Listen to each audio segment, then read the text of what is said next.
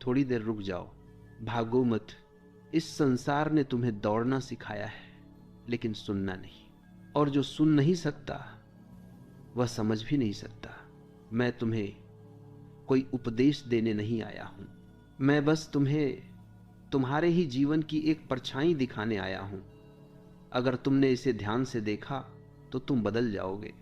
अगर तुमने इसे यूं ही सुना तो यह भी बाकी बातों की तरह बह जाएगा। अब जरा अपने जीवन को याद करो। कितनी बार तुमने किसी को माफ किया, कितनी बार तुमने खुद को दबाया, कितनी बार तुमने सोचा कोई बात नहीं, मैं समझ सकता हूं, और हर बार तुम्हारे भीतर कुछ टूटा, लेकिन तुम मुस्कुराते रहे। लोगों ने तुम्हारी मुस्कान को तुम्हारी ताकत नहीं समझा, उन्होंने उसे तुम्हारी आदत समझ लिया, और आदत का इस्तेमाल होता है। आज मैं तुम्हें एक बहुत कठिन बात कहने जा रहा हूं। कठिन इसलिए नहीं कि वह झूठ है, कठिन इसलिए कि वह सच है। दयालु मत बनो। अगर तुम्हारी दयालुता तुम्हें कमजोर बना रही है, धीरे धीरे समझो, जल्दी मत करो। दयालुता अपने आप में बुरी नहीं है, लेकिन जो दयालुता डर से आती है, जो दयालुता स्वीकृति की भूख से आती है, जो दयालुता इस चिंता से आती है कि लोग क्या कहेंगे, वह दयालुता नहीं, आत्महिंसा है। तुम्हें बचपन से सिखाया गया अच्छा बनो, लेकिन यह नहीं सिखाया गया कि पूरा बनो। अच्छा बनने की कोशिश में तुमने अपने गुस्से को दबा दिया, अपने नाक को मार दिया, और धीरे धीरे अपने अस्तित्व को भी। अब ध्यान से सुनो, जो व्यक्ति हर समय अच्छा रहता है, लोग उसे गंभीरता से नहीं लेते, क्योंकि दुनिया ताकत की भाषा समझती है, और ताकत का अर्थ हिंसा नहीं है। ताकत का अर्थ है सीमा। जहां सीमा नहीं वहां सम्मान नहीं। तुमने देखा है, कुछ लोग ज्यादा कुछ कहते नहीं, लेकिन जब वे बोलते हैं तो हवा भी रुक जाती है। और कुछ लोग बहुत दयालु होते हैं, बहुत मीठे होते हैं, लेकिन उनकी आवाज में कोई वजन नहीं होता। क्यों? क्योंकि उन्होंने खुद को बहुत सस्ता कर दिया है। जो व्यक्ति हर किसी के लिए उपलब्ध है, वह धीरे धीरे खुद के लिए अनुपलब्ध हो जाता है। अब अपने जीवन को फिर देखो, कितने लोग हैं जो तुम्हें याद करते हैं सिर्फ तब जब उन्हें कुछ चाहिए होता है, और जब तुम्हें जरूरत होती है तो सब व्यस्त हो जाते हैं। यह संयोग नहीं है, यह तुम्हारी दयालुता का दुरुपयोग है। समझो इस बात को। दुनिया बुरी नहीं है, दुनिया अवसरवादी है। जहां उसे झुकाव दिखता है वहां वह भार रख देती है। तुम झुकते गए, लोग चढ़ते गए, और फिर एक दिन तुम थक गए, लेकिन थकान के बाद भी तुम बोले नहीं, क्योंकि तुमने सीख लिया था सहन करना ही अच्छा होना है। नहीं, सहन करना हमेशा महानता नहीं होता। कभी कभी सहन करना कायरता भी होता है। अब धीरे धीरे ये उतरने दो। करुणा और कमजोरी में फर्क है। कमजोर व्यक्ति दयालु बनता है क्योंकि वह डरता है।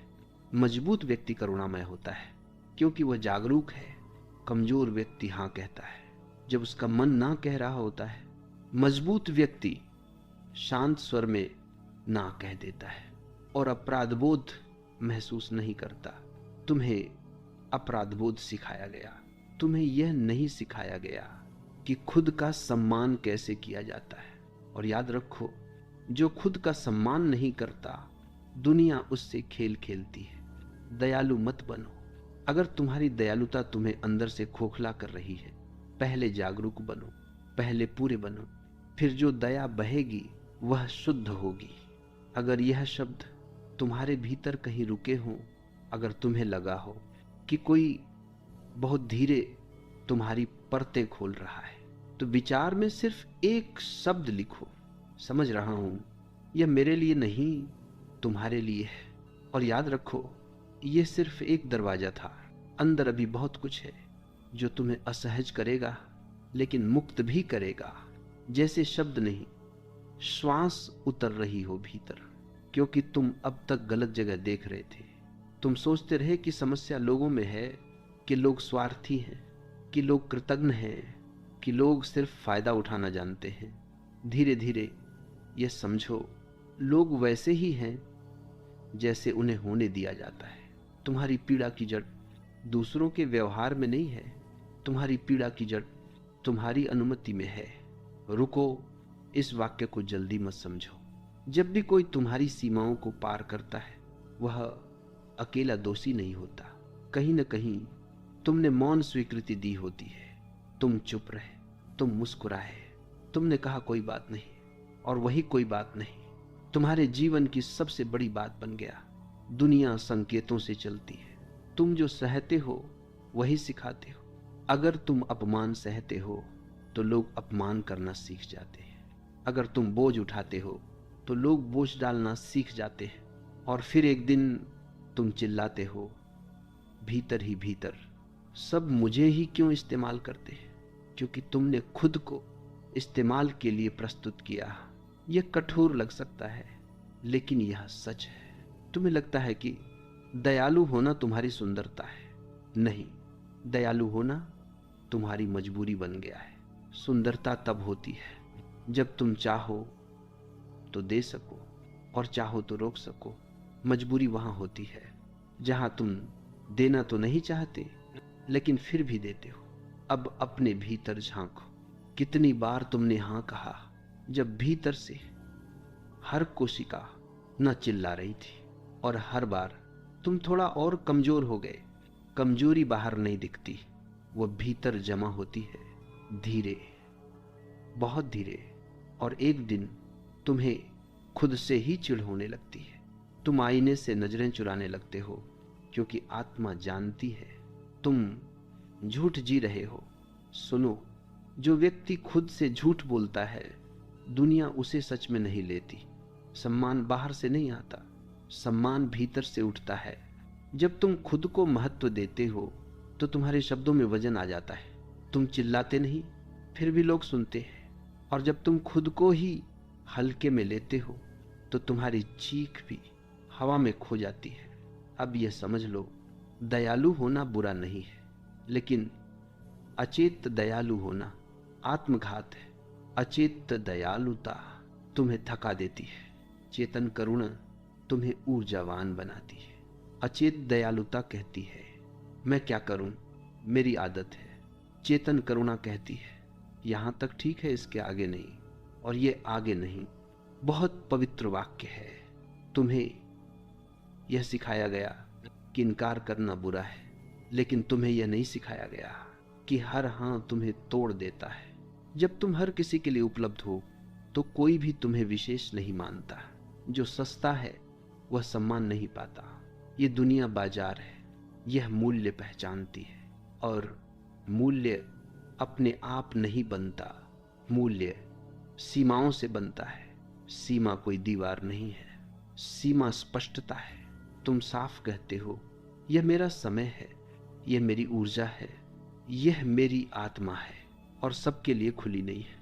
तुम्हें डर लगता है कि अगर तुमने सीमा बनाई तो लोग दूर चले जाएंगे। जाने दो, जो लोग सिर्फ तुम्हारी उपलब्धता से जुड़े हैं, उनका जाना ही तुम्हारा बचना है। समझो इस गहराई को, जो तुम्हें सिर्फ तब चाहता है जब उसे जरूरत हो।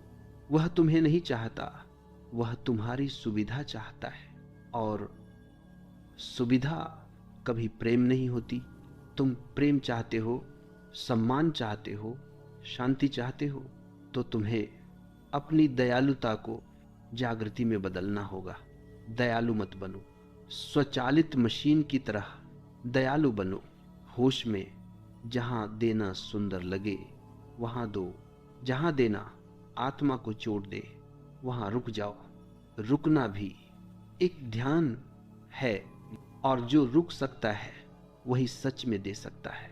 याद रखो, तुम्हारा जीवन दानशाला नहीं है, यह एक मंदिर है जहां हर कोई जूते पहनकर नहीं आ सकता।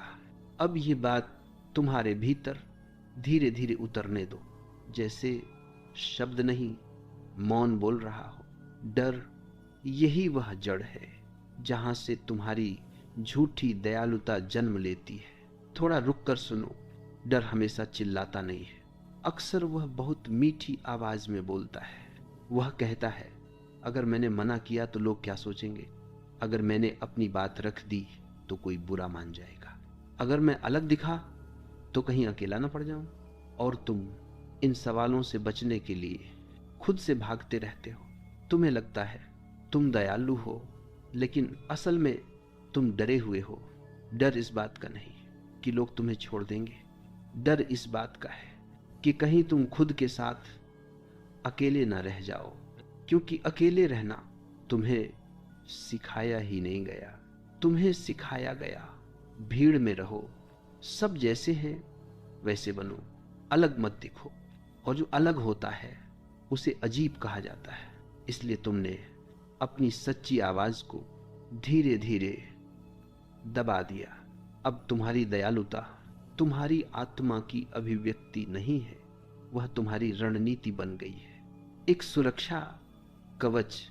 तुम अच्छे बने रहते हो ताकि कोई हमला न करे, तुम झुकते रहते हो ताकि कोई टकराव न हो। लेकिन सुनो, जिस जीवन में टकराव नहीं उस जीवन में सत्य भी नहीं। तुम सत्य से डरते हो क्योंकि सत्य अकेला कर देता है, भीड़ झूठ में रहती है, सत्य हमेशा एकांत में खिलता है। इसलिए जब तुम सच बोलने की कगार पर होते हो, तुम मुस्कुरा देते हो।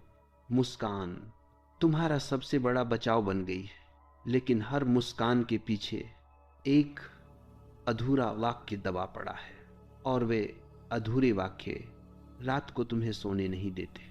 अब अपने भीतर झांको।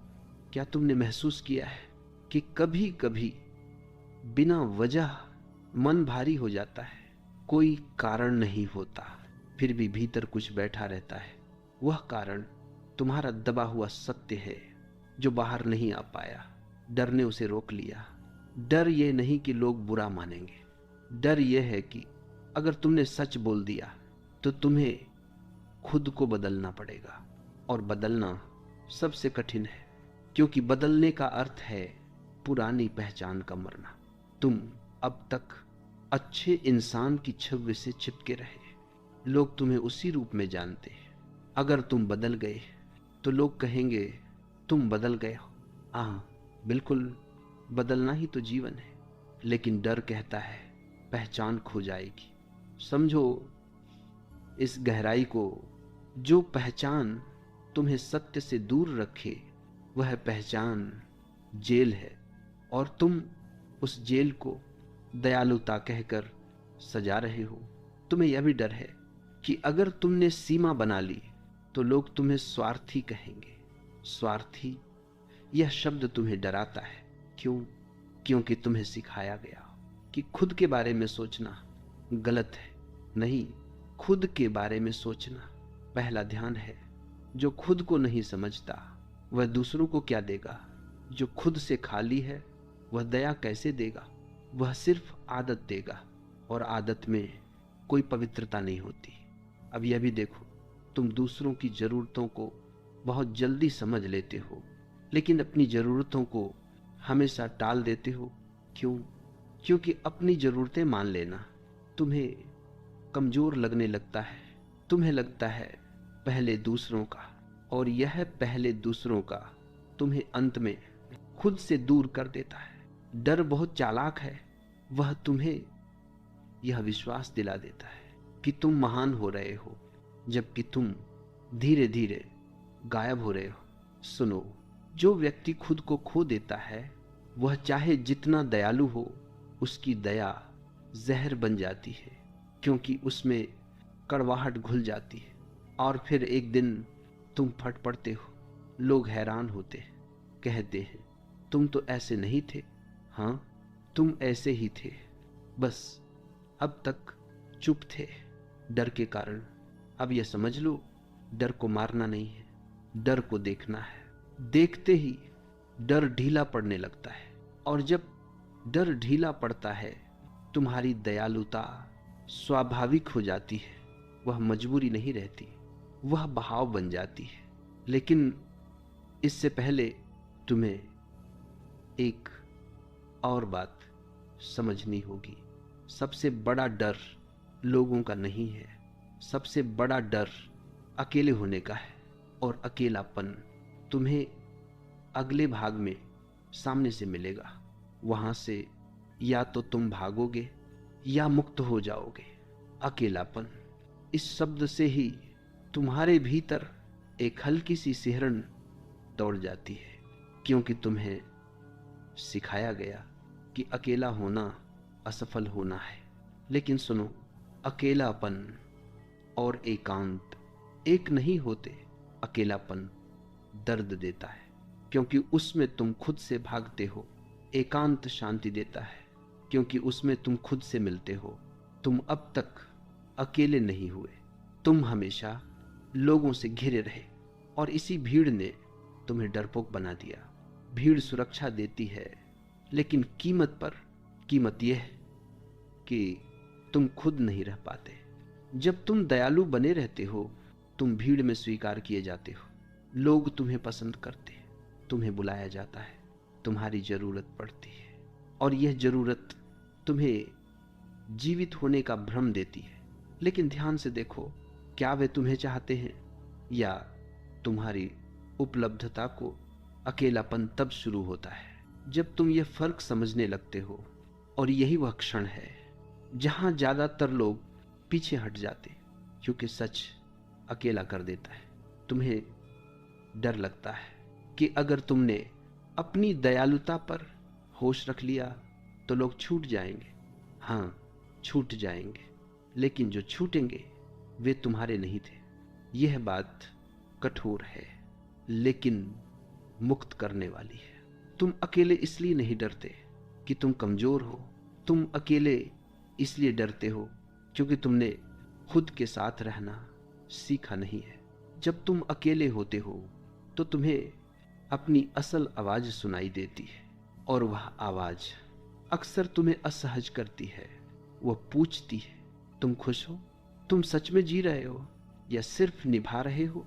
और इन सवालों से बचने के लिए तुम फिर किसी की मदद करने निकल पड़ते हो। तुम दयालु बन जाते हो ताकि खुद से मुलाकात न करनी पड़े। समझो इस बात को, बहुत से लोग दयालु इसलिए नहीं होते कि उनके भीतर प्रेम है, बल्कि इसलिए होते हैं कि वे खाली हैं, और खालीपन दूसरों से भरने की कोशिश हमेशा असफल होती है। तुम जितना देते हो तुम उतना ही खाली होते जाते हो, क्योंकि तुम पहले खुद से भरे ही नहीं थे। इसलिए तुम्हारी दयालुता थका देती है। अगर दयालुता के बाद तुम थक जाते हो तो समझ लेना वह दयालुता नहीं, एक पलायन है। अकेलापन तुम्हें यहां लाता है, यह तुम्हें अपने सामने खड़ा करता है, और यह क्षण बहुत डरावना होता है, क्योंकि यहां कोई भूमिका नहीं होती, कोई मास्क नहीं होता, कोई प्रशंसा नहीं होती। सिर्फ तुम होते हो, और तुम देखते हो कि तुमने कितना खुद को छोड़ा है, कितनी इच्छाएं दबाई, कितने सपने टाले, कितनी बार सिर्फ इसलिए झुके कि कोई नाराज ना हो जाए। यह सब अकेले में दिखता है, भीड़ में नहीं। इसलिए लोग अकेले से डरते हैं। लेकिन सुनो, जो व्यक्ति अकेले रह सकता है वही व्यक्ति सच में किसी के साथ रह सकता है। जो अकेले नहीं रह सकता वह संबंधों को भीख बना देता है, और भीख में कोई गरिमा नहीं होती। अब यह समझ लो, तुम्हारी दयालुता तभी सुंदर होगी जब वह मजबूरी नहीं होगी, और मजबूरी तभी मिटेगी जब तुम अकेले रहना सीख लोगे। अकेले रहना मतलब लोगों से कट जाना नहीं। अकेले रहना मतलब अपने भीतर एक जगह बना लेना जहां कोई घुस न सके, जहां तुम अपने आप से ईमानदार हो सको। उस जगह से जो दया बहेगी वह पवित्र होगी, वह इस्तेमाल नहीं होगी, क्योंकि उसमें कमजोरी नहीं होगी। दुनिया कमजोरी सूंघ लेती है, ताकत का सम्मान करती है, और ताकत अकेलेपन से आती है। इसलिए मत भागो उस खाली समय से जहां कोई नहीं है। वही समय तुम्हें तैयार कर रहा, तुम्हें पूरा बना रहा है, और जब तुम पूरे हो जाओगे तब तुम्हें किसी को खुश करने की जरूरत नहीं पड़ेगी। तब तुम्हारी दयालुता स्वाभाविक होगी, शांत, गहरी, सीमाओं से भरी हुई। लेकिन अभी एक आखिरी गांठ अहंकार, ये शब्द सुनते ही तुम्हारे भीतर एक विरोध उठता है। तुम कहते हो मैं अहंकारी नहीं हूं, और शायद तुम सही भी हो। तुम्हारा अहंकार शोर नहीं करता, वह चिल्लाता नहीं, वह आदेश नहीं देता। तुम्हारा अहंकार बहुत सभ्य है, वह दयालु दिखता है, वह त्यागी दिखता है, वह झुका हुआ दिखता है। लेकिन समझो, अहंकार हमेशा ऊपर खड़े होने से नहीं होता। कभी कभी खुद को नीचे रखने से भी अहंकार पैदा होता है। यह बात धीरे धीरे समझना। जब तुम बार बार कहते हो मैं तो कुछ नहीं हूं, मुझे क्या चाहिए, मेरी कोई जरूरत नहीं, तो यह विनम्रता नहीं होती। अक्सर यह छिपा हुआ अहंकार होता है, क्योंकि भीतर कहीं एक आवाज होती है जो कहती है देखो मैं कितना अच्छा हूं, और यही आवाज तुम्हें थका देती है। तुम सोचते हो तुम दया कर रहे हो, लेकिन भीतर तुम उम्मीद भी कर रहे हो, उम्मीद की लोग समझेंगे, लोग सराहेंगे, लोग बदले में कुछ तो देंगे। और जब लोग नहीं देते तो तुम्हें चोट लगती है। अगर दया शुद्ध होती तो चोट नहीं लगती। चोट वही लगती है जहां अपेक्षा होती है, और अपेक्षा अहंकार की ही एक शाखा है। तुम कहते हो मैंने उसके लिए इतना किया, यही वाक्य सब कुछ खोल देता है। जहां मैं आ गया वहां अहंकार आ गया, और जहां अहंकार आया वहां दया दूषित हो गई। अब ध्यान से सुनो, आत्मसम्मान और अहंकार एक जैसे नहीं होते। अहंकार कहता है मैं दूसरों से ऊपर हूं, या मैं दूसरों से नीचे हूं। दोनों ही तुलना है, और तुलना अहंकार का भोजन है। आत्मसम्मान किसी से तुलना नहीं करता, वह बस कहता है मैं हूं, बस इतना। आत्मसम्मान शोर नहीं करता, वह घोषणा नहीं करता, वह सीमा बनाता है। और सीमा बिना क्रोध के भी बन सकती है। तुम्हें लगता है कि अगर तुमने सीमा बनाई तो तुम कठोर हो जाओगे। नहीं, कठोरता अंदर की कड़वाहट से आती है, सीमा अंदर की स्पष्टता से आती है। जब तुम स्पष्ट होते हो तो तुम्हें सफाई देने की जरूरत नहीं पड़ती। तुम चुपचाप पीछे हट जाते हो, तुम चुपचाप नहीं कह देते हो, और इसमें कोई हिंसा नहीं होती। तुम्हारी पुरानी दयालुता हिंसक थी, क्योंकि उसमें तुम खुद को मारते थे, और आत्म हिंसा सबसे गहरी हिंसा है। अब समझो, जो व्यक्ति अपने आत्मसम्मान से जुड़ा है वह न तो झुकता है और न ही अकड़ता है, वह सहज खड़ा रहता है। और यही सहजता दुनिया को भ्रमित करती है। लोग समझ नहीं पाते कि तुम बदल गए हो या जाग गए हो। वे कहते हैं पहले तुम ऐसे नहीं थे। हाँ, पहले तुम सोए हुए थे, अब तुम अपनी ऊर्जा का सम्मान करते हो, अपने समय का सम्मान करते हो, अपने मन का सम्मान करते हो।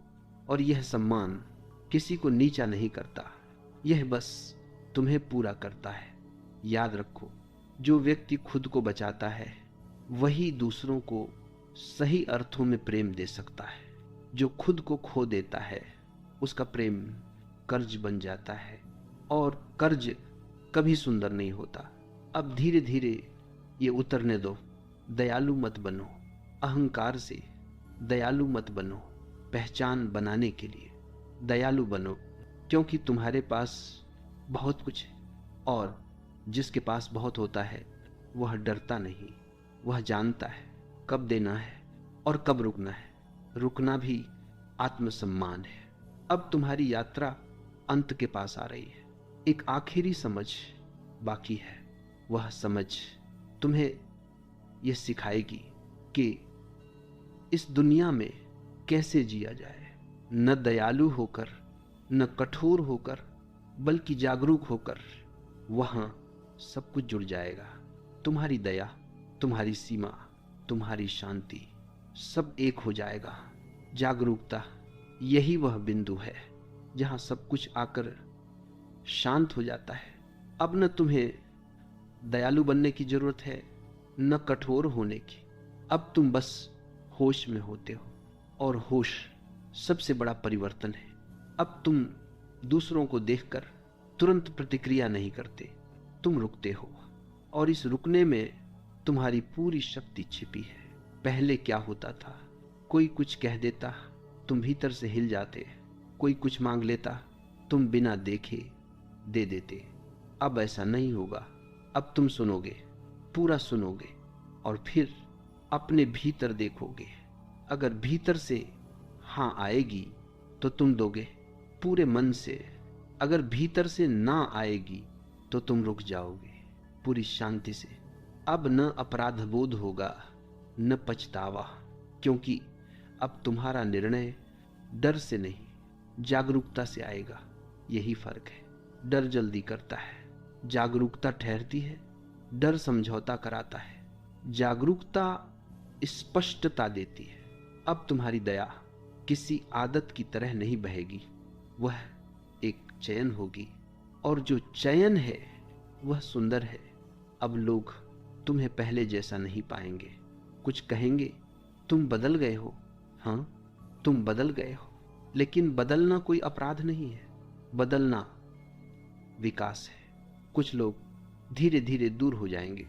तुम देखोगे जिनका रिश्ता सिर्फ तुम्हारी उपलब्धता से था, वे टिक नहीं पाएंगे। और जो लोग तुम्हारी उपस्थिति से जुड़े थे, वे रह जाएंगे। कम होंगे, लेकिन सच्चे होंगे। और कुछ समय बाद तुम यह भी महसूस करोगे, तुम्हें हर किसी की जरूरत ही नहीं है। पहले तुम खुद को उपयोगी महसूस करने के लिए लोगों के बीच रहते थे, अब तुम बस जीवित महसूस करते हो, और यह बहुत बड़ा फर्क है।